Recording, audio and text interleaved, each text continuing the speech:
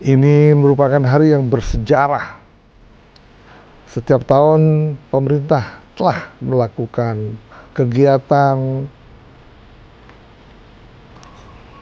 setiap tanggal 17 Agustus. 17 Agustus 2024 ini IKN gaungnya sampai ke seluruh antero dunia sebagai pusat peradaban baru bangsa Indonesia yang nantinya akan menjadikan cermin bahwa saat itulah Indonesia akan menjadi negara maju, mungkin negara maju keempat di dunia.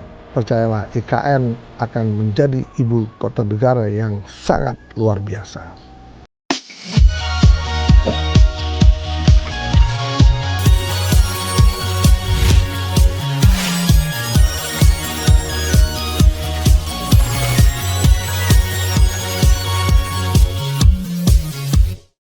Halo, selamat sore Mr. Puisi Live.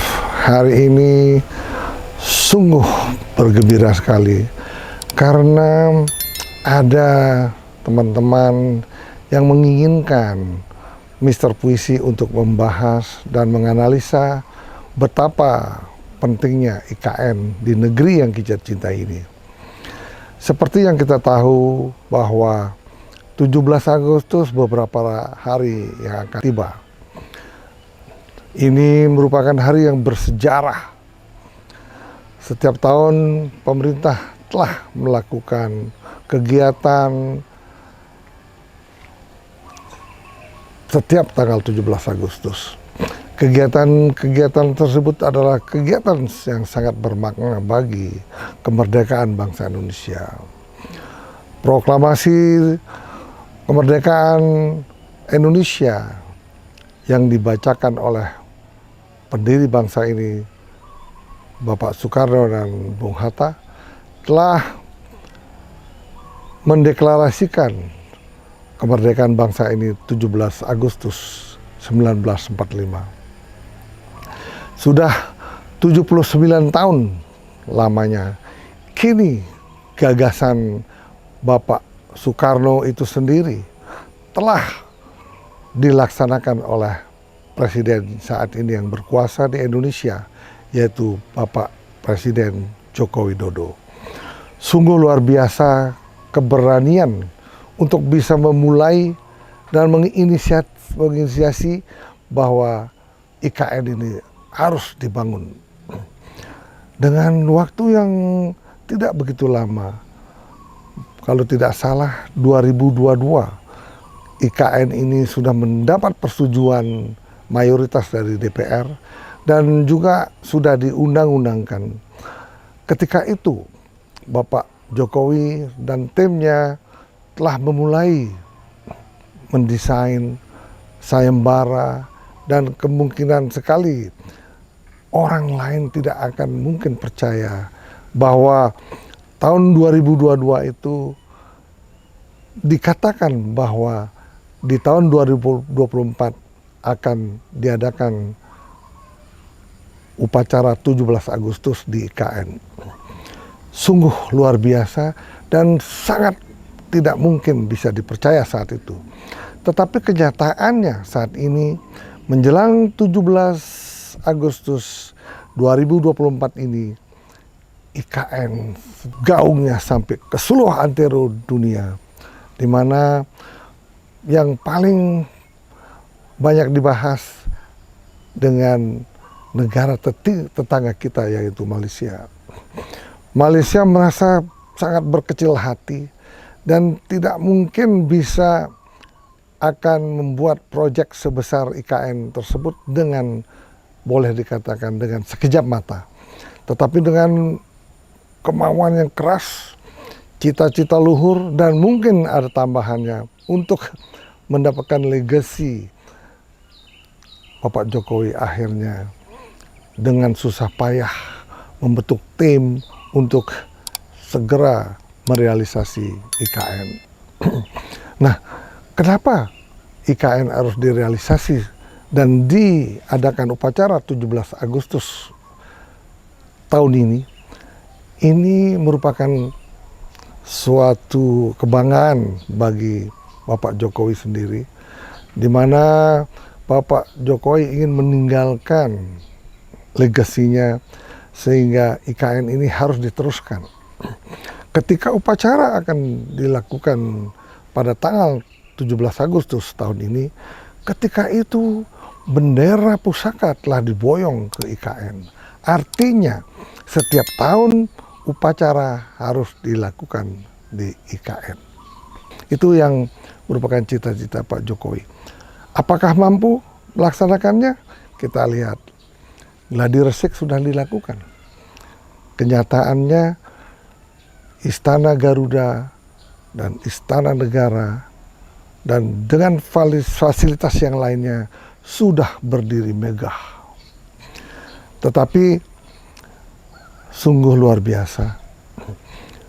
Kenapa cita-cita Bapak Jokowi ini sampai berkeras kepala dengan segala macam energinya menginginkan IKN ini harus direalisasi? Nah, bagaimana caranya merealisasi? Dengan memaksakan upacara 17 Agustus tahun ini untuk dilakukan di IKN. Sehingga dengan sendirinya Bapak Prabowo juga nanti akan melakukan upacara tahun berikutnya di IKN.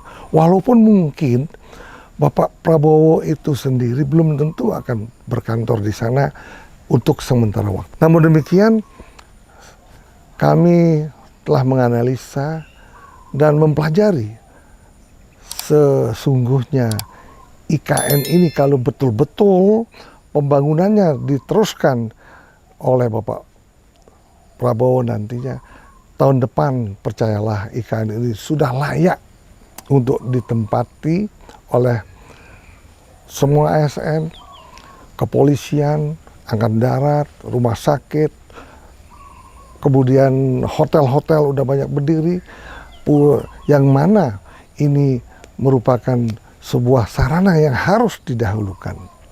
Seperti yang kita ketahui bahwa APBN sendiri dicanangkan untuk mengeluarkan dana pembangunan IKN sebesar 20%. Artinya 80% akan disandang dananya oleh swasta lokal maupun swasta yang dari luar negeri.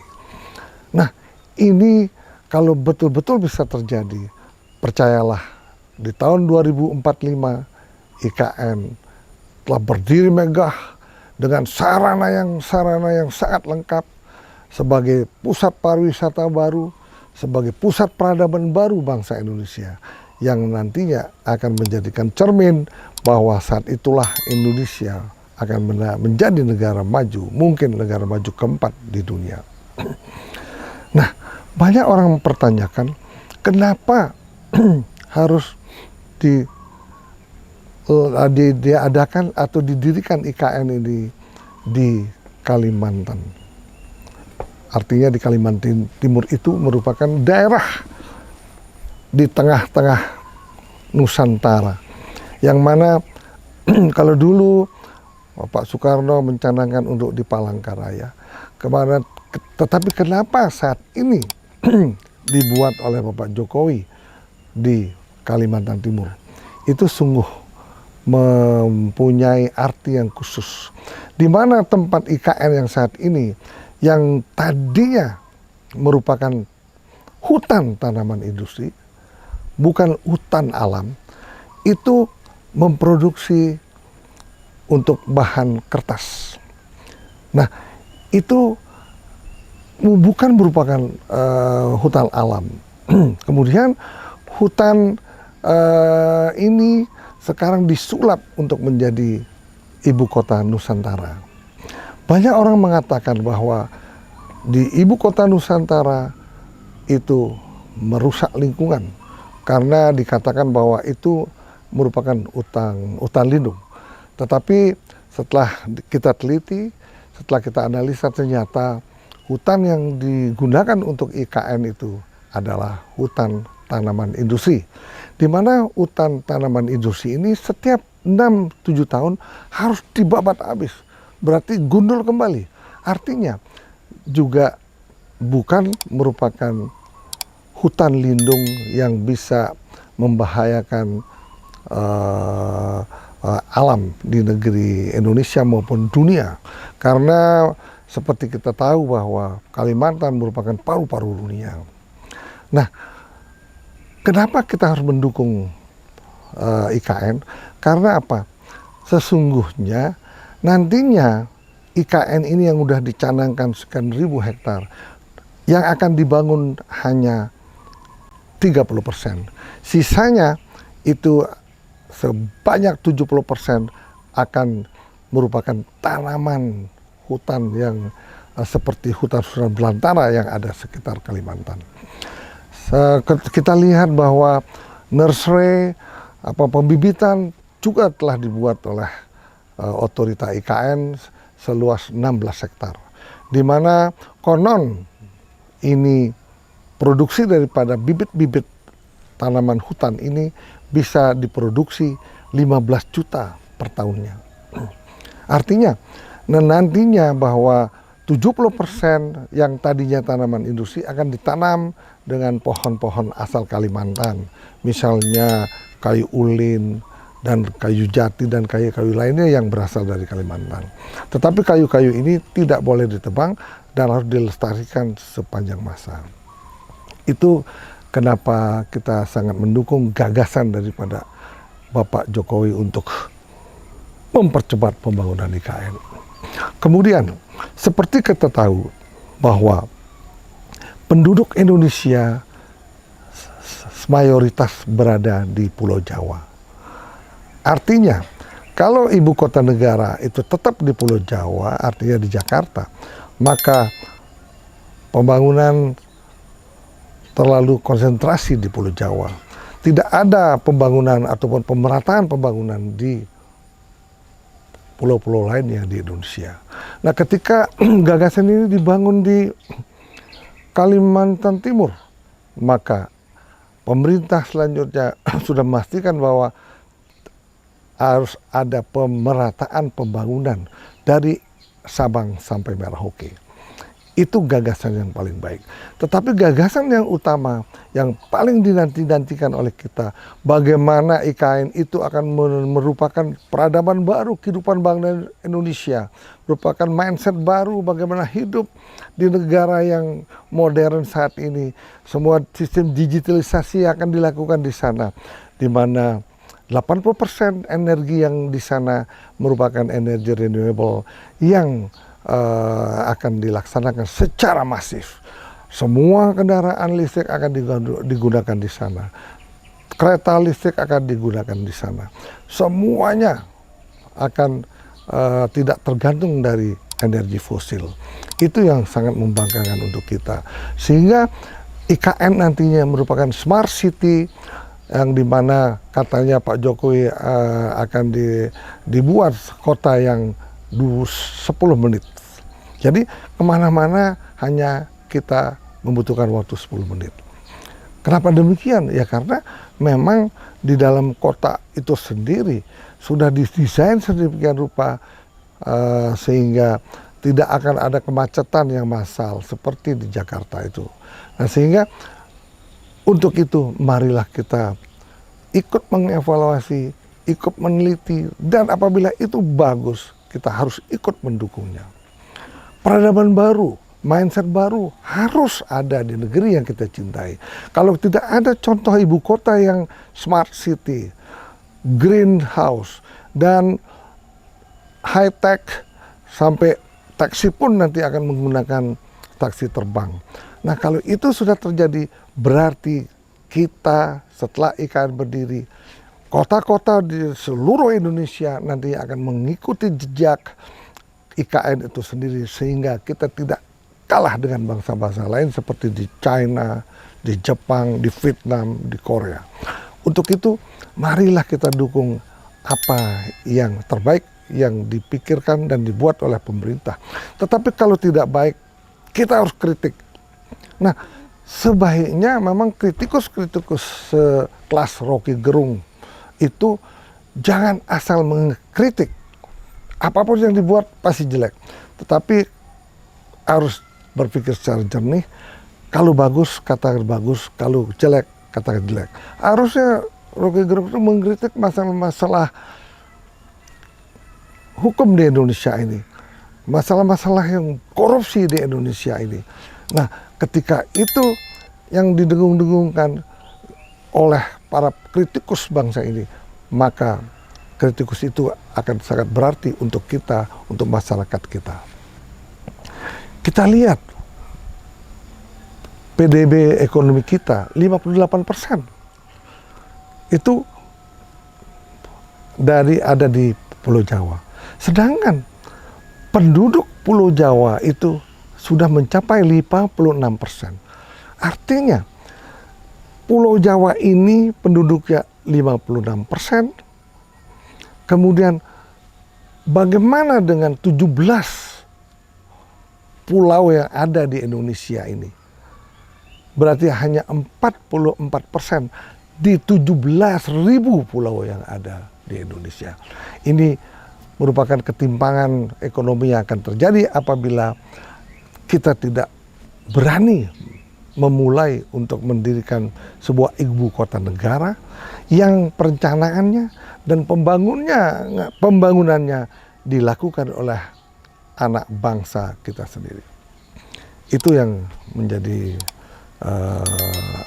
momen ataupun analisa dari Mr. Puisi Live. Kita tidak kenal tidak sayang, tetapi kalau kita sudah mengenalnya, marilah kita sayangin. Tetapi kalau yang kita sayangin banyak punya salah, mari kita kritik. Kita rame-rame bila perlu dijebloskan di penjara kalau memang terjadi hal-hal yang sangat merugikan bangsa ini. Itulah yang harus kita junjung tinggi. Kemudian percayalah, pemimpin kita yang akan datang, Bapak Prabowo Subianto, akan melanjutkan IKN itu sendiri. Karena IKN sudah jelas-jelas ingin dibuat secara modern, digitalisasi, dan yang paling penting di sana, tidak ada lagi catatan-catatan, pembukuan tebal-tebal, filing yang begitu cepat. Nantinya tidak akan ada lagi di setiap administrasi negara, di kelurahan, di kabupaten, di perizinan, di mana-mana, semuanya harus tidak ada lagi ada kertas. Semua akan dilakukan secara digital. Bagaimana kita membuat IKTP yang sekarang mungkin datang ke lurahan menunggu beberapa hari baru nantinya semua dengan digital. Jadi itu yang akan terjadi. Betapa bangganya kalau itu memang betul-betul terjadi. Mari kita lihat dan percayalah bahwa IKN ini akan terus dijalankan. Betapa banyak masyarakat, para pengusaha lokal sudah menginvestasikan di IKN mungkin kurang lebih sudah 60 triliun. Nah, itu sudah menandakan bahwa pengusaha lokal sangat mendukung. Percayalah, kalau sudah dilakukan perpindahan semua ASN, polisi, tentara, dan lain-lain, kejaksaan, Bank Indonesia, BUMN, dan lain-lain, percayalah, saat itu IKN akan berduyun-duyun didatangi oleh masyarakat dalam dan luar. Ketika itu percayalah, beberapa puluh MOU yang sudah dilaksanakan oleh pemerintah dan investor asing itu pasti akan terjadi. Nah, kenapa demikian? Karena kita lihat bahwa IKN itu, kita lihat sekarang itu bukan sekedar ibu kota negara. Di mana ibu kota negara yang juga akan banyak menarik investor, sehingga investor asing itu membuat kegiatan-kegiatan ekonomi, kemudian pariwisata dan lain-lain di IKN. Ketika itu percayalah, IKN akan menjadi ibu kota negara yang sangat luar biasa. Malah Bapak Jokowi mengatakan bahwa IKN itu merupakan ibu kota satu-satunya di dunia yang merupakan kota yang green dan hutan. Tetapi percayalah, kalau tanpa budaya yang akan dilestarikan di sana, IKN belumlah lengkap. Ya mungkin saya sebagai budayawan yang memiliki sebuah museum budaya menginginkan juga memberikan informasi, memberikan masukan kepada pemerintah selanjutnya untuk membuat museum budaya. Apa itu museum budaya? Museum budaya primitif. Karena kalau kita lihat Kalimantan yang paling luas daratannya di Indonesia ini mempunyai budaya primitif yang sangat besar. Ketika orang-orang hutan itu masih banyak di hutan, mereka juga sebagian besar juga masih mempunyai kegiatan secara primitif, di mana hasil budaya primitif inilah hendaknya dibuat di IKN, sehingga di IKN itu selain Green City, Smart City, merupakan kota budaya Nusantara. Jadi kerajinan budaya di Kalimantan itu dilestarikan, dibuat museum primitif budaya, didatangkan juga dari pulau-pulau lain yang di Indonesia ini, yang banyak-banyak pulau-pulau yang zaman dulu masih primitif, seperti Alor, Timor, Flores, Sumba, Sumbawa, Nias, Mentawai, Rote, dan juga sebagian dari sebelum kerajaan yang ada di Jawa juga banyak yang masih primitif. Itu hendaknya itu yang akan menjadikan focal point nantinya apabila pemerintah akan membuat museum budaya yang sangat luar biasa, karena kebanyakan pulau-pulau terpencil di negeri ini masih banyak yang masih primitif, di mana banyak kerajinan-kerajinan hasil budaya primitif yang dulu disembah sudah banyak keluar negeri. Kita hampir tidak memilikinya lagi yang lebih tua, sehingga mudah-mudahan dengan analisa dan informasi yang dapat kami berikan, mudah-mudahan didengar oleh pemerintah, sehingga kota Nusantara ini merupakan kota kelas dunia, Green City, Smart City, dan kota budaya. Para pemirsa sekalian, bapak-bapak, ibu-ibu sekalian, ini bukan sekedar omong-omong. Ini adalah masukan ataupun apa yang ada di pikiran kami. Sebagai budayawan, sebagai seniman, sebagai pengusaha pariwisata, ingin rasanya IKN ini dibantu oleh seluruh masyarakat, sehingga IKN ini tetap terwujud dan bangsa ini akan disegani oleh bangsa di dunia. Untuk itu jangan lupa like, subscribe, follow Mr. Puisi Live. Kemudian Mr. Puisi Live akan banyak mensitir atau menceritakan masalah-masalah bangsa ini, baik masalah politik, ekonomi, budaya, dan pariwisata. Untuk itu, salam hormat dari Mr. Puisi untuk semua. Bye-bye.